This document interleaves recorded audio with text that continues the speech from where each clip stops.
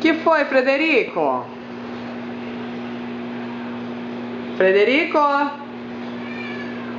Que foi?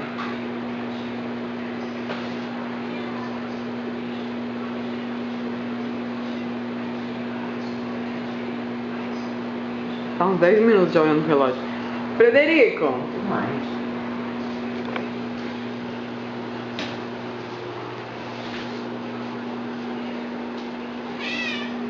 Que foi?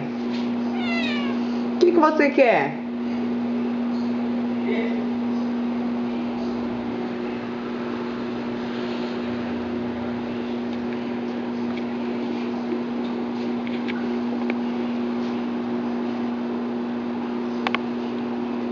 Eles conformam. Que foi, Frederico?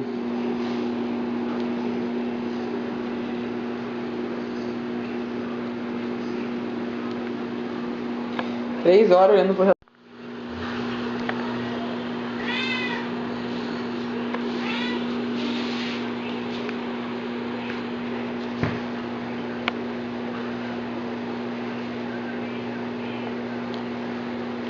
É isso, Frederico. Tu tá olhando, cabeção? Coloca lá pra ele entender que é isso. O gato é burro.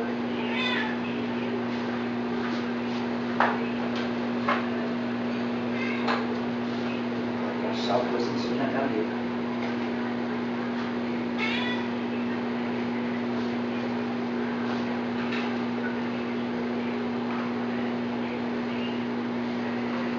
Agora, o Frederico, coloco. Vai ter que tirar esse relógio daí hoje, porque vai dar um acidente. Vai, ele vai derrubar tudo lá.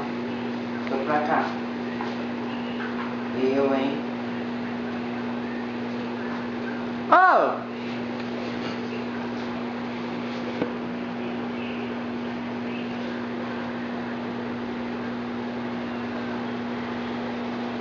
Ele procurando o relógio. Vai ser idiota. Opa! Ele vai subir lá.